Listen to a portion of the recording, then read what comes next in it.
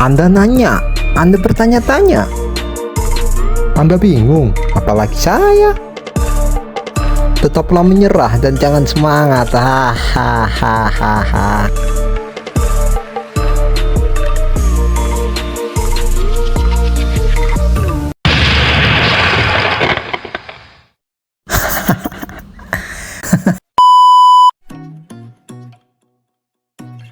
Selamat datang di perbandingan mendalam antara China dan Amerika Serikat dalam persaingan teknologi mobil listrik.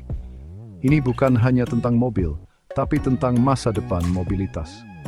Kita akan membedah semua hal penting, mulai dari perusahaan raksasa hingga teknologi mutakhir yang mereka kembangkan. Mari kita lihat bagaimana kedua negara ini bersaing dalam berbagai aspek penting. Pertama, mari kita bahas pemain-pemain kunci di industri ini. Di China, kita punya BYD, produsen mobil listrik terbesar di dunia berdasarkan penjualan. Mereka bukan hanya membuat mobil, tapi juga baterai dan komponen penting lainnya. Lalu ada NIO, yang terkenal dengan teknologi battery swap mereka, dan XPeng yang fokus pada teknologi otonom dan pengalaman pengguna yang terhubung. Jangan lupakan Li Auto, yang menawarkan model hybrid untuk menjangkau konsumen yang lebih luas. Dan di balik kesuksesan banyak produsen EV Cina, ada Seat TL, produsen baterai EV terbesar di dunia. Di sisi lain dunia, Amerika Serikat adalah rumah bagi Tesla, pelopor EV yang dipimpin oleh Elon Musk. Mereka telah mengubah industri dengan mobil listrik performa tinggi dan teknologi autopilot yang canggih. Tapi persaingan tidak berhenti di situ. Startup seperti Rivian dan Lucid Motors hadir dengan ide-ide inovatif dan teknologi canggih untuk menantang dominasi Tesla. Dan jangan lupakan produsen mobil tradisional seperti GM dan Ford yang juga berinvestasi besar-besaran dalam elektrifikasi untuk mengejar ketinggian.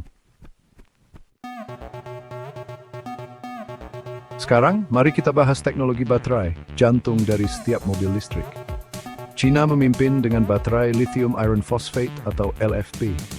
Baterai ini lebih murah, lebih tahan lama, dan lebih aman meskipun densitas energinya sedikit lebih rendah. Mereka juga mengembangkan baterai sodium ion, alternatif yang lebih murah dan melimpah untuk baterai lithium ion. Sementara itu, Amerika Serikat fokus pada baterai berbasis nikel seperti NMC yang menawarkan densitas energi lebih tinggi untuk jarak tempuh yang lebih jauh.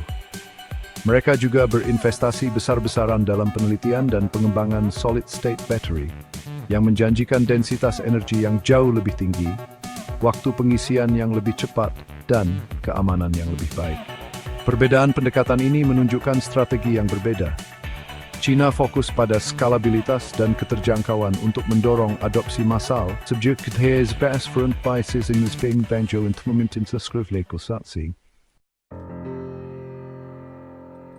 Infrastruktur pengisian daya yang memadai sangat penting untuk adopsi mobil listrik secara massal, dan di sini China memiliki keunggulan yang signifikan. Mereka telah membangun jaringan pengisian daya yang luas dan terus berkembang, dengan stasiun pengisian daya yang tersedia di hampir setiap sudut kota. Pemerintah China juga memberikan dukungan besar-besaran untuk industri EV, dengan subsidi, insentif pajak, dan kebijakan yang mendorong penggunaan kendaraan listrik. Di sisi lain, Amerika Serikat sedang mengejar ketertinggalan dalam hal infrastruktur pengisian daya. Pemerintah AS telah meluncurkan proyek-proyek besar untuk membangun jaringan pengisian daya nasional, dan insentif pajak federal tersedia untuk pembelian EV dan pemasangan stasiun pengisian daya di rumah. Namun, AS masih perlu mempercepat pembangunan infrastruktur pengisian daya untuk mengejar ketinggalan dari China. Kecerdasan buatan dan otonomi adalah bidang lain di mana persaingan antara China dan AS semakin ketat. China banyak berinvestasi dalam teknologi otonom, dengan perusahaan seperti Baidu dan Pony AI memimpin pengembangan robotaksi otonom penuh. Mereka sering menggunakan lidar, sensor yang mahal tetapi akurat untuk memetakan lingkungan sekitar. Sementara itu, AS adalah rumah bagi Tesla, yang memimpin pengembangan sistem self-driving berbasis AI Vision dengan autopilot dan full self-driving mereka. Tesla percaya bahwa AI Vision, yang mengandalkan kamera dan algoritma canggih, adalah pendekatan yang lebih baik untuk otonomi. Kedua pendekatan ini memiliki kelebihan dan kekurangan masing-masing. Dan masih harus dilihat siapa yang akan memenangkan perlombaan menuju mobil self-driving. China secara agresif memperluas jangkauan globalnya di pasar EV. Mereka telah memasuki pasar Asia Tenggara, Eropa, dan Amerika Latin dengan mobil listrik yang terjangkau dan kompetitif. Strategi China berfokus pada volume dan harga yang kompetitif untuk menarik konsumen di pasar negara berkembang. Di sisi lain, ekspansi global AS lebih lambat. Tesla adalah pemain global dengan kehadiran yang kuat di seluruh dunia, tetapi produsen AS lainnya menghadapi hambatan seperti tarif, regulasi, dan persaingan yang ketat. Perbedaan strategi ini tercermin dalam angka penjualan global.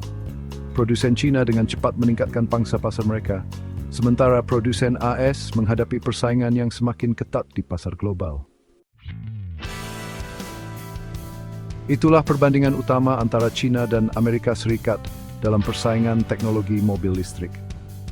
Kedua negara memiliki kekuatan dan kelemahan masing-masing, dan persaingan ini akan terus berlanjut dan berkembang di masa depan.